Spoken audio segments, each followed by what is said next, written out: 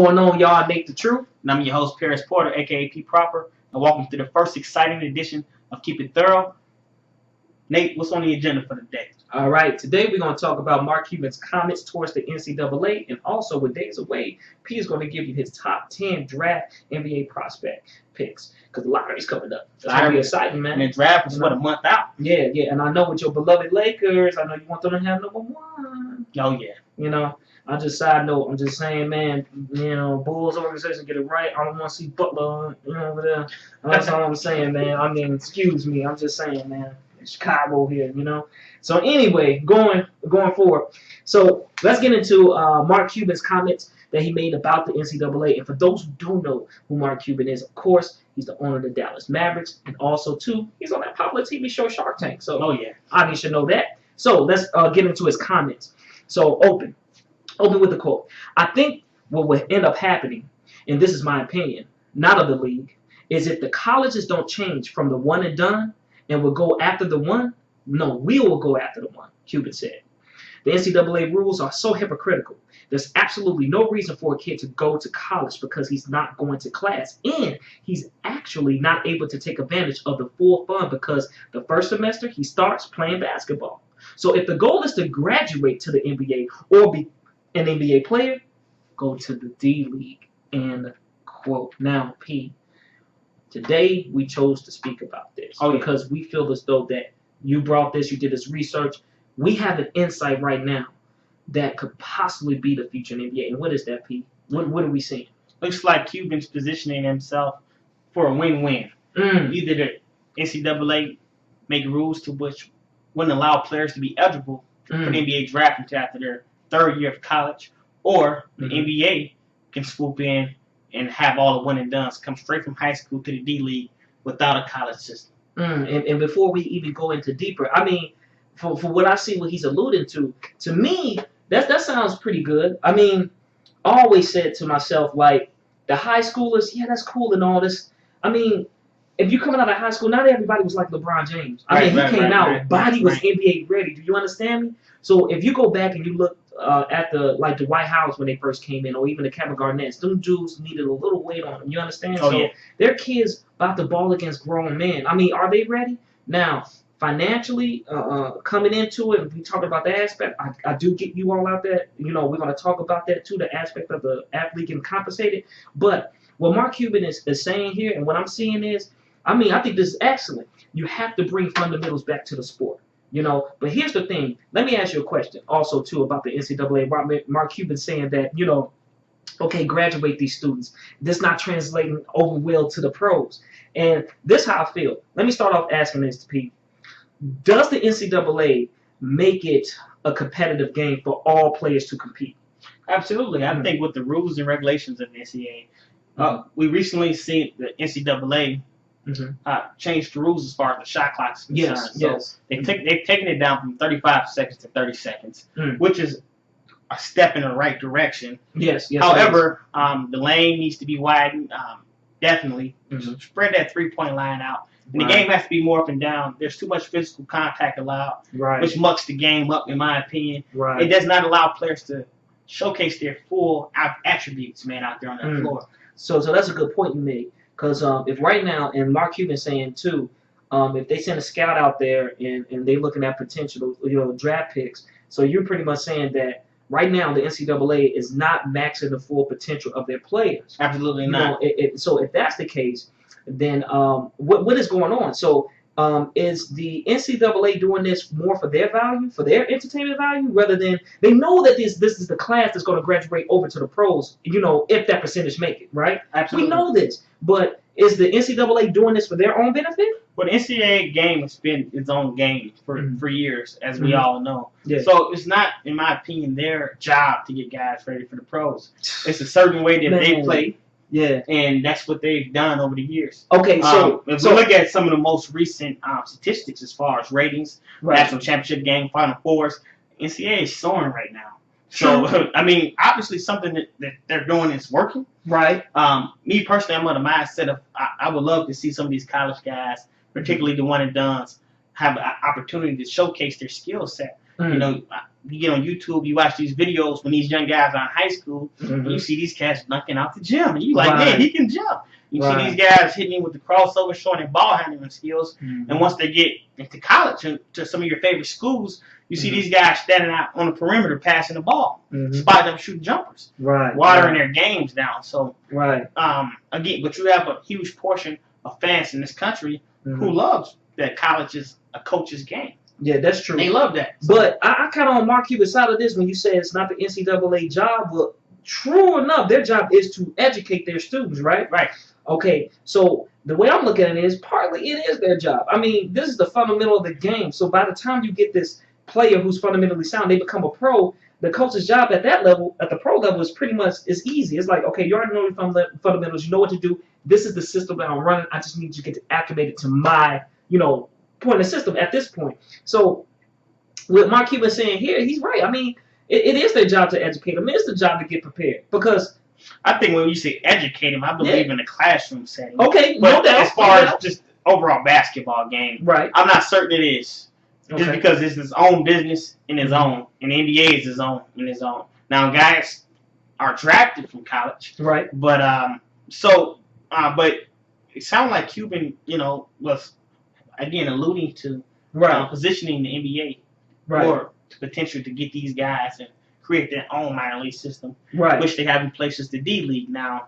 From the onset of D League, I never thought that was designed for players to come up through the ranks and actually be successful. As a matter of fact, you sport fans out there, you can do the research. There hasn't been many guys who've come out of the D League and evolved into a great basketball player. And they'll send their top prospects down there just for a few games or for some showing. No doubt. But guys don't really come out here involved. Yeah. But what could change, and that's a whole topic in its own as far as how would this look? How would the NBA look without getting their players from the NCAA, but drafting these guys out of high school, putting them through a D League? How would the system look? Cuban has well thought out plans over the last few years. If you track what Mark Cuban sent towards the NBA, you see that this is well thought out. And I found it very interesting in his quotes. And he says, I think what will end up happening, and this is my opinion, not of the leagues. He had to definitely make sure he said that because that can be what you call colluding to take over their system and you guys create your own. Right. So with all that being said too, I mean, let's talk about the elephant in the room. The value that the NCAA have right now. So what I see, what Cuban is saying too. Now he did not mention it, so let me make that clear. He does not mention anything about compensating players. But here's the thing about the NCAA, and I found very troubling. Okay, so you're a player. Of course, you're getting a full education. I get that. You're now being able to be showcased so you can potentially become a draft pick, right? So during this process, you're famous, right? You're the famous man on campus. When I go into like a Foot Locker, right? All of a sudden, I see my jersey up there. Right. Here's the problem. Now, let's speak real, okay? Let's get it down. Now, I'm coming from whatever background I come from. Let's say I'm in the city, right? And you guys know the situation. Mom and pops or just moms or just pops, they doing their best to even send you off. You got a free ride, but you still have bills. You still have responsibility to take care of. Now, recently, there's a couple of former NCAA players that's in the NFL and the NBA that made comments about, okay, here's my struggle. This is what I go through. This is my life. I have to, A, keep up my grades to stay on the field. B, have to perform on the field in order to stay within this program. And then C, will somehow, some way have to make ends meet. Now, I know you guys out there say, well, hell, that should be easy. I mean, come on, you guys, when you possibly could be a millionaire, multimillionaire but that's not true to everybody. That's not true in every case. Right. So here's the thing. Jalen Rose even said himself. He made a comment I heard recently on a TV show. The coach said, pass the ball in. He was alluded to saying, man, I wonder if my light's going to get shut off at home. My mom's, I'm worried about that. I mean, I'm hungry. I'm not getting compensated. The road to this NBA ain't coming fast enough. Right. You understand what I'm saying? So if Mark Cuban is saying this, Listen, if you guys want to go to school, get educated. But all I'm saying is this: come to the D League, because if you want to be a professional basketball player right now, come out of high school, I will groom you. And see, and the reason why he's doing this too is because he's smart, because it's protecting the investment of the owner. Why? Oh, yeah. Because your top 10 picks, right? Yeah. They could be bust. Yes. Let's be honest. And we know who they are. Right. Okay? So I put all this money in. We all know how the NBA contracts goes, right? Oh, yeah. So there's guaranteed money involved. Right. So if there's guaranteed money involved, okay, now I just wasted some of my franchise money on a bust. Now, I'm looking at this is genius. But also, too, I remember you came up with some stats, and you looked at the what's his name again from the Cubs, the Chicago Cubs. Oh, Chris Bryant. Chris Bryant. All baseball fans up there knowing. Okay. So yeah. So Pete, you were saying we were speaking off camera earlier about this, that if the NBA do create a farm system, sort of like the MLB, you know how first you got to go to the AA and AAA, then they call you up to the big show. Tell us the other side of that, how it could be ugly. How you said the Chris Bryant theory, like in terms of how players are now going to get paid. Well, in short, it gives the owners more leverage. So sport fans out there understand that there's a huge tug of war between players and owners as far as share revenue, whether it's games, whether it's media, endorsements, whatever the case may be.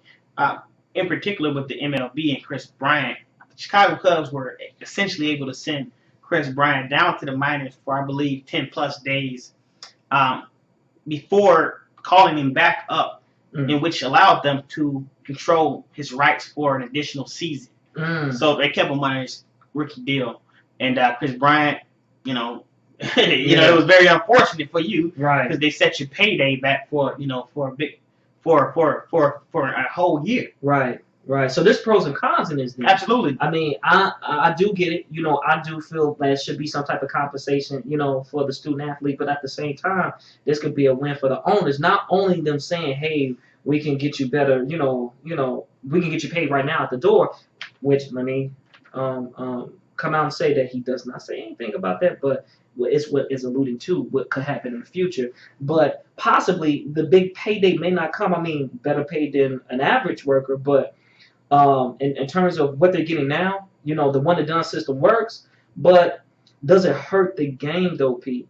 Like, I understand that we love the game right now, the NCAA has played, because right now, we even spoke earlier, they make it competitive for everybody to play. Christian Laettner, right? Probably one of the dopest collegiate basketball players that ever played the game. He comes to the NBA, what happens, Pete? Yeah. You get what I'm saying? Like, I mean, he's not as big as he was in the NCAA. Exactly. I mean, you see these players come in and out. I mean, they fit the NCAA rules. They fit the structure. They fit it where, I mean, it is exciting. Let's be honest. Sometimes we look at the NBA and go, I'm not watching this whole 8-2 game season. I wait until the playoffs commence, because that's when these guys actually play the game. So it's really tough. This is a really tough subject, because on one aspect of it, I feel as though like they should get some more experience past the 1 year. I feel that way. You know what I'm saying? Because I remember the years of the Grant Hills, the Michael Jordans. You understand? Well, to me, recent. If you do your recent research, man, you will see that more years does not necessarily, equate to a player being better for his career. I can show you all the one and dones of recent has, far more success than you got your guys who are standing junior, senior year in college. So the old rule, to me, doesn't apply. Let's remember, guys like Michael Jordan and guys of that old era, they weren't allowed to come out. Some of these guys. Okay. So it's a big difference as far as how you evaluate it. Now, to me, a telltale sign is this. If you're projected to be a top pick in the draft and you don't come out and you continue to go back to school 2-3 years, that shows me that you don't have confidence that your game is ready to go. See, most of these young guys who are really good, your Bradley Bills, who was one and done. Let's name them. John Wall was one and done. Derrick Rose is one and done. All the cold ones one and done. They know they're ready to go. Only way you're going to improve your game is by playing against NBA players. That's true. Again, we're talking about a college system that lends itself to a competitive balance as far as having everyone with the ability to compete. What I mean by that is you got guys coming from this high school, that high school, coming out there playing, which is fine. And that's why the rules, in my opinion, are structured in the way they are structured. Okay. So everyone can compete. Now, the NBA is a different beast. So how can you really evolve your game playing against these guys from college? Right. So that's, me personally, I don't believe the one and done system is hurting the game. Mm-hmm. Now, to me, what's hurting the game could be a multitude of things. You can look at coaching. You can look at the way these one and done players are groomed. Okay. I seen Doug McDermott for the Bulls this year look completely lost. Yeah. And he was a great college player. Right. And I think that eventually he's going to be a really good NBA player. Right. Knock down and shoot. Post game, he was a really good player. But he was a senior, guys. So that'll make a difference what year you come out. Right. You still have to, your game still has to translate. And for some guys, it takes longer to figure out how to get their shots off under the basket, or how to pull their shots, or how to get acclimated with the game. It takes some guys longer. Some guys come out and they steamrolling. It all depends on, that player and the way he's grown. He's positioned. Is he around vets? Is he young? And they're going to let him go out there and run without making mistakes? Coach going to keep pulling him. There's so many things you got to take into account. So for me to say the one and done is hurting the game, I can't say that, just because there's no evidence that support that. Now, you said it's the experience that they have in college. Maybe college is not the greatest experience. Let's talk about the Brandon Jennings theory. Right. Now, he opted not to go to college. He said, okay, then, to be eligible, what do I have to do? What he do? He go overseas, right? And he went to get a check while everybody else is playing for free. Exactly. He did this. Yeah. Now, by doing so, he played over there in Europe, right? But here's the biggest thing, too. Did that make him a better basketball player than, let's say, him going through the NCAA program itself? And if that's so, could the D-League that Mark Cuban is alluding to, is he's pretty much saying, I can bring that in. I can bring that type of atmosphere. You guys are not getting the proper, transition over to pros. Like you said, some kids are out there lost. Like, man, the system is different. Another comment that Cuban made a few months ago regarding this theory in which he and I have. Right. Okay. Is that owners would like to see a minor league system, which they can ultimately benefit from. Oh, they get some of these top guys in. Of course. But and it goes right hand in hand with your question. Quote: you don't have to pretend. We don't have to pretend. A major college has to pretend they're treating them like student athletes, and it's a big lie. I know that's right. We all know it's a big lie. At least most schools, not all. But we can put more emphasis on their education. We can plan out, have tutors. We can do all those things that NCAA schools aren't doing. Just to close, kind of sum Cuban up there. Right. So they go back to the Brandon Jennings theory. You see a player like Emmanuel Mudiay, top point guard prospect. Right. Signs with SMU, heading there. Played with the coach guru Larry Brown. Last minute happens, he has hardship. He has to go over to China. And what that hardship means? He had, for those who don't know, I mean. And for people, some of us out here, we're young. We don't understand that things actually happened before we were born. But they have. Right. The one and done originally originated from guys like Spencer Haywood. Okay, yeah. So back in the 1970s, he protested against the NBA. He took him to court, and he beat him in court, basically allowing himself to enter the draft. Back then, you had to be 4 years removed from high school to enter the NBA draft. And when you guys get a chance, look that up, man. NBA eligibility. I think it was like June 24th, 1974, maybe. Absolutely. But I may not be on point, but you guys should look at that, man. That's important right there. Absolutely. Yeah. And so they created this rule called hardship, where a player would have to qualify for NBA hardship as far as financial matters is going. If he qualified, he get in the draft early. Right. But so Mudiay went to because now you can't come out of high school anymore. Right. So he's over in China. He's showcasing his skills. And what Brandon Jennings, after remembering what he talked about a lot, was that it was more so off the court. On the court, he talked about playing against grown men, the physical nature, particularly overseas, how they don't call the game as tight as they do here. But so he had that experience. But he also talked about growing up off the court, becoming a pro, learning how to become a pro. So that was very interesting, and it kind of tied into what Cuban's comments and talking about treating them like student athletes when it's a big lie. Exactly, because it is a lie. I mean, I'm going to come out and say it. It is a lot, and he's right.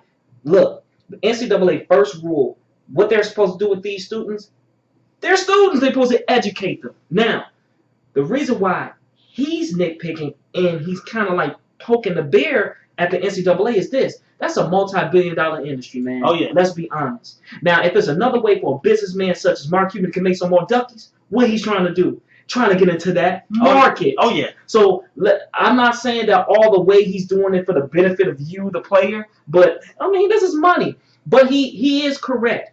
You're there to educate. Now, if this money is to develop a better educational system, better programming, if this so, then why is America, and some statistics, are last in certain things when it comes to teaching and learning between a student? Now, this is ridiculous. If we're making this amount of money, how come we're not seeing improvement in terms of education?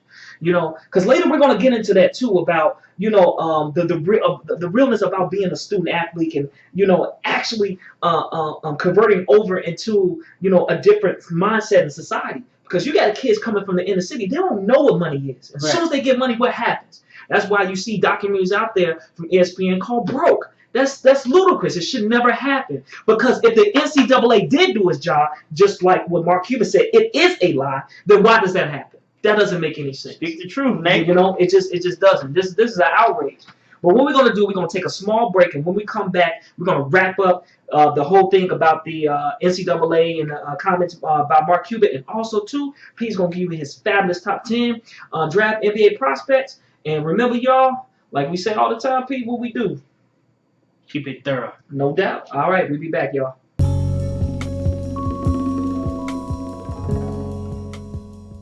All right, so before we get back into the comment and discussion and stuff like that, man, this weekend, man, I saw that Mad Max, man. Okay, it's pretty dope. For y'all that ain't seen, man, y'all should go see that, man. I gotta check that out, man. And there's another movie I saw. It's called Ex Machina or something like that. Ex Machina, whatever. You know, it's like anime style, like kind of weird, but I like it. You know what I'm saying? I mean, I dig it. I guess. Okay. I know you looking at me.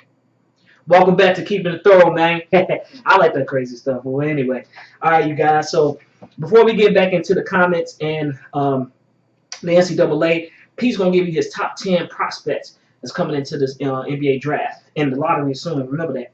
It's for you b-ball fans out there. Oh yeah. I got some typical names here for you, but these are my top 10 players, and these guys are all American players. So all right.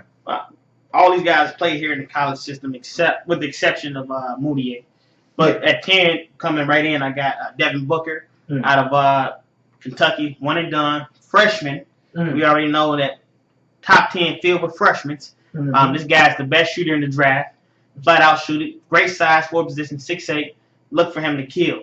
I had Grant from Notre Dame in. He was a 4-year player, senior, but I recently had to move him around for Trey Lyles, another Kentucky player, one and done. This guy started at the 3. I project him to play probably a power forward position. He fits the mold, can pick and pop, have a nice touch from the perimeter. 6'10", nice body frame. Think he's going to be a really good player. Very encouraged the way he played during the NCAA tournament. Oh yeah, you think his body ready for the league? He's ready. Man. He's the real deal. It may take him a few years, but I see him as a guy who can definitely go average you 15 points. Okay. He'll get you about 7-8 rebounds. So, another Kentucky guy. We got 3 Kentuckys right off the bat. Number 8, Willie Cauley-Stein. This was a guy who went back to school to improve his draft stock, which he may have accomplished. I'm of the mindset that I think he would have been picked in his top 10 if he came out last year. But his think he made the right move? You think staying? Maybe? No. Yeah, he did because nothing bad happened. He didn't get hurt. Yeah. He made the national championship game. Unfortunately, they weren't able to pull it out. Yeah. But he's still making people's top 10? Oh, yeah, so, yeah. You know? And time will tell. You know, in June we'll see what kind of move it was. Okay. But for now, this guy, again, shot blocker. I thought he was going to improve his offensive game, particularly on the block. You know, get his post moves right. But I still didn't see any fluency with his post moves. But at the end, he's your typical big center now. Guy who's going to pick and roll. Yeah. Dive for that basket, catch the oop, slam it.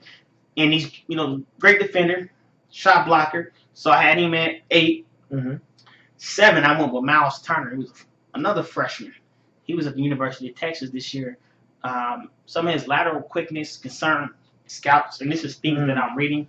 For me, watching him, I like that the guy can shoot the ball. He's sitting at 6'10", 6'11", maybe even 7 foot, with a long frame, can shoot it, can rebound. Nice post move. So I believe he's a top prospect coming out. Stanley Johnson, another freshman from Arizona, Pac-10. Guy 6'7", 245, has a better shot, better touch than most people think, man. This guy can really shoot the ball. Play defense, get out there and transition and run. I really like his game. He didn't show well towards the Pac-10 tournament and then, the short stay in the NCAA tournament, but I think he'll bounce back. And he's one of those players who will benefit from playing in an NBA-oriented game. To jump into number 5, I got Justice Winslow from Duke. This guy, and he could potentially go anywhere. It's all going to depend on the workouts and the interviews with these teams, but he did the most, in my opinion, to improve his draft stock through the NCAA tournament more than any other player. He showed his game, his versatility, his ball handling skills, his ability to find open shooters, his athleticism, his defense. He's a lefty. We all know left-hand guys are hard to stick. Anybody who ever played. Winslow is the real deal. I really like his game. And one thing I like about him is that his game continued to improve as the season went on. He made the adjustment. His shot was broke. It was dead broke, but he started knocking them down. I like to hear that. Yeah. Number 4, I see some of these sites got Karl-Anthony Towns going potentially ahead of Okafor. Me personally, I think he's the 4th best prospect coming out. The guy can play the 4 or 5. Very agile to be his size, get up and down the floor. Good stamina. It's a big guy. Like I said, he can run the floor, has a great touch. Seen him shooting the ball from the perimeter. So I really like his game. Defensively, I also like what he brought to that end of the floor. I think Karl-Anthony Towns definitely a top guy in the draft. Number 3, this is a guy I didn't see much of. So Emmanuel Mudiay. This is a guy highly, highly recruited out of high school. Some people thought he was the best player coming out last year. With that class, they thought that he was the best player. It's going to be interesting to see how his game translates to the NBA. We all know it's a point guard oriented league, pick and roll, point guards who can get to the basket with some athleticism. This guy is very athletic. Standing at 6'5", he can get in the lane, pass the ball. Number 2, I got to go with D'Angelo Russell. This guy showed that he can score big time. Another lefty, another freshman from Ohio State. Guy can really shoot the ball, coming off screens. My question with him is a tough question. Is he a 2 or is he a 1? I think he can play both. A lot of combo guards in this league nowadays. Oh, no doubt. But I really like his game. I think he's going to continue to evolve. Number 1, Chi-Town. Okafor. Yep. Jai. Oh, yeah. He the real deal. Oh, yeah. Post moves. We don't even have to go into it. You've seen him play. I do have some injury concerns. A few times he came up limping. Throughout the course of the season, I've seen him happen in games, and it's got me nervous. You know how big guys are. And also his stamina. He didn't seem to, he played in short stints. Coach K really didn't run him. And, defensively, I see why people are. But offensively, what he has, you can't teach. you can't teach. And those are the proper top 10 prospects from this draft. All right, and you got it here, first. Keeping it thorough, y'all. All right, y'all. Now, with that all being said, with the top draft picks, we're just going to wrap it up with the NCAA. And I just want to continue on to say this, too, and which is important. With us and us bringing this attention to you guys out here, man, we just want y'all to prepare, because we just want to make sure that you get all the information you need, even if it's not all the way through us. We're going to have a link at the bottom of the program here, some sites that you can go to. And also, too, guys, be sure to email us and tweet us, too, your comments. We will get right back to you, respond. If you have any questions with us and you need us to research things, we will. We shout you out, man. We get you some things going, man. Cups, mugs, shirts for the show. And come on the show and let me know what you think. I want to hear you. Oh, yeah. I want you to come at me. Most definitely. But you can't beat me. There you go. There we go. But yeah, so also too, guys, you gotta understand, and the reason why we're hitting this hard is because remember, you got a gift, right? And with this gift, you gotta know your value, And P's gonna speak later on your value and how to maneuver, But where we're going to end off and get into is, and I want to say this,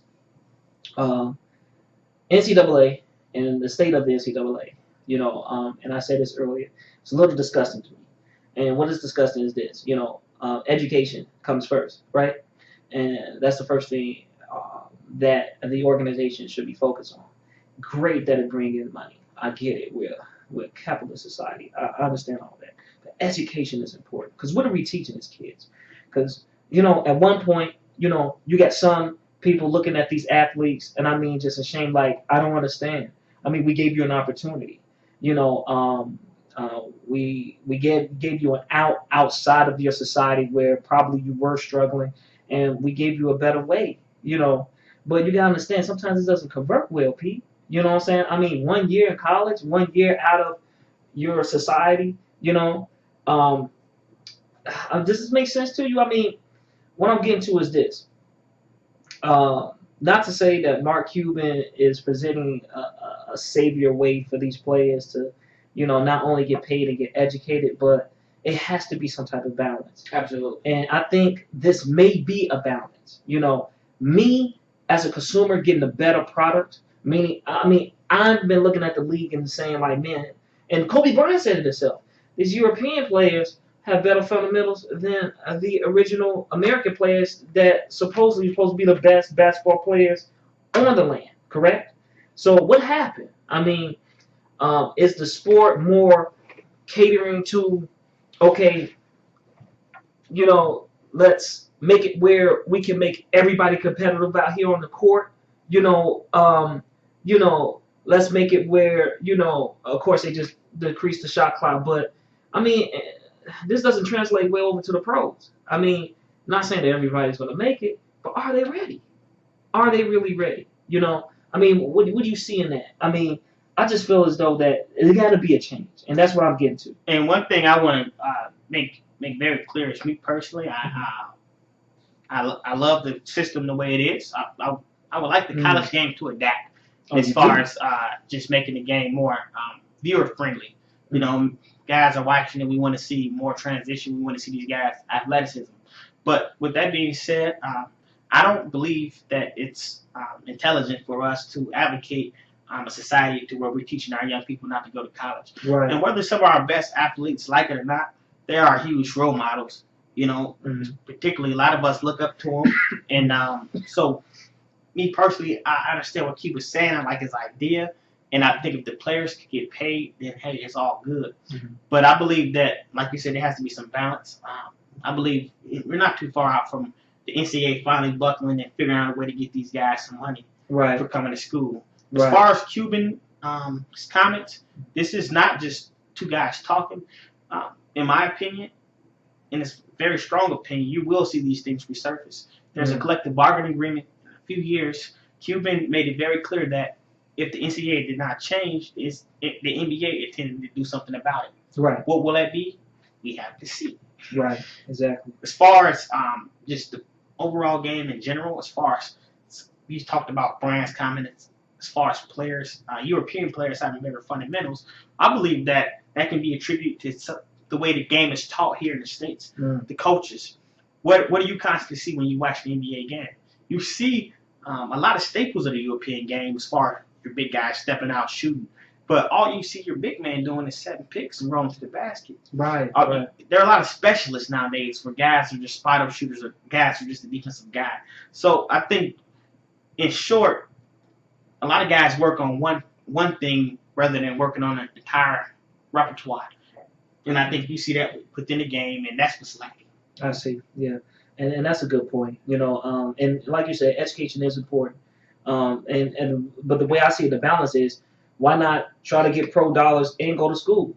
I mean, you see those commercials where Larry Fitzgerald, he said he went to the University of Phoenix, during his pro career. Oh, yeah. I mean, so doesn't mean that you can chase your dream, becoming a professional athlete, and then still going back to school.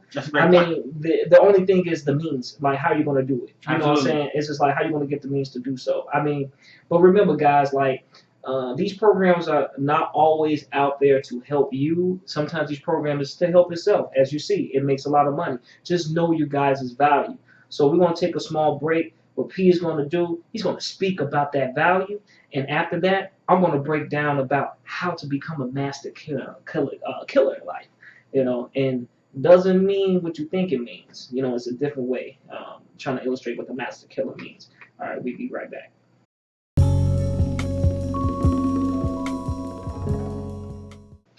Welcome back to Keep It Thorough. And in this portion of the show, we're going to conclude with our final thoughts. Nate, let them know the truth. All right, and this is the truth segment here. So, I don't know if you guys know of this movie. I was a fan of martial art movies, man. It was on Channel 66 when I was coming up. It was called Samurai Sunday, I believe it was called. So, that kind of dates me, but people out there that understand and know what I'm speaking about. It was this movie made by the Shaw brothers, and it was called The 36 Chambers of Shaolin, also known as the Master Killer. And the reason why I want to speak about this is because the Master Killer himself became a student and then became a professional. And let me speak on the Master Killer theory that I have. Now, in this movie, it was a local rebellion against the government. And within this community, they have local activists, right? And what they were doing is, as a society, in this community, what they were trying to do is uplift themselves, okay? So, but it was a lot of ruckus going on. So what happened was the government was trying to suppress that uprising, right? They was trying to suppress this community for coming up out of this rut. So by doing so, they liquidated their schools. They killed off friends and family members of the community. So Gordon Liu, the Master Killer in this, the main character, he seeks vengeance for the destruction of his neighborhood, okay, his community itself. So he goes off. He goes into the wilderness, and he runs into a Shaolin temple. Now, the Shaolin temple, to me, represents that higher education. Because in the film itself, they wouldn't let him in. He was an outsider. He comes from a different land, and they just didn't see him as the candidate fit to get this education. So, what did Gordon Liu do, the Master Killer? This is what he did. He had to prove himself. And by proving himself, one of the elders in the school allowed him to come in. Now, that student is you. That Master Killer is you. The situation in your society and that you're coming through is hard. No one knows what you're going through but you and your peers. You have a gift. And with this gift, you're trying to see exactly what you can do with this gift. Now, this gift can uplift you, and not only you, your community. So let me get back into the film. So in this film, Gordon Liu's character not only goes through the chambers, but he does it better than the ones who lived in that society. I mean, he masters all chambers. So it was only 35 chambers when he entered. He wanted to create a 36 chamber. So he had to challenge some of his elders, or I should say his teachers, and to get this 36 chamber. And you want to know what this 36 chambers was about? It was about him taking the education from the Shaolin Temple and bringing it back. Because the rule in the Shaolin Temple is whatever is taught and learned there stays there. But he didn't want to do that. He said this type of knowledge could not only uplift but enlighten the minds of my community. Now listen to this, guys. We talk about and we use the word killer, right? What's up, killer? Man, that dude, man, the way he attacked the paint, the way he go through life is like a killer. That's right. You should do that. Go through life just destroying your adversities. Going through your obstacles. Destroy it. Be a killer, but be a killer here and in the mind, body, and soul. That's important, you guys. You understand what I'm saying? So get that higher education. And I understand that through this role, it may have felt like it was just you, but you have people in your journey to uplift you to get you where you're going to. Whatever you learn, whatever you receive, bring that back. It's important. Please let us know what you went through. Let us know what to watch out for, the roadblocks, the traps, from the agents all the way down to, small things like what to expect in the school, what to expect from other students and even teachers. Because guess what, guys? You are the future. You are that activist. You are going to uplift us. Why? Because you went someplace that your guys or your friends and family could never go. And that's to a higher point in life. Remember, guys, you are the shining star. And when you that master killer, remember, master killer don't mean killing yourself. Because if you kill your own, who you got to go back home to? Because when you go up to that long road, up to the top, it's only you up there. And remember, it's a community that raised you. So if you love yourself, you love your others, bring that education back. It's not just about money I'm talking about, people. I'm talking about that knowledge. Bring that back. It's very important. And with that said, P's gonna close it out about value, because this connects, man. Know your value. Remember, don't kill self. Kill your adversities. Kill your objectives, right? Not self. Y'all be easy and be good, man. Let's keep it thorough.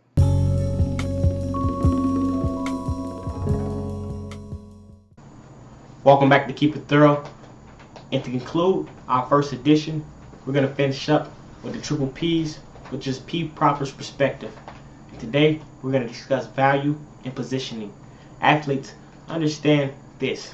The same way you position yourself on a football field or a basketball court to obtain success is the same way you can position yourself in life in general. You are a person of great value. Whenever you are afforded the opportunity to receive a college education on a scholarship, understand that you must be humbled and happy that you have this opportunity. But remember, you worked hard for anything you receive, and if you weren't of value, you wouldn't have been afforded the opportunity in the first place. Position yourself not only on a basketball court, baseball field, soccer field, but just in life. Proper placement is very essential to advancement. And remember, last but not least, only sign deals if the math is real. Keep it thorough.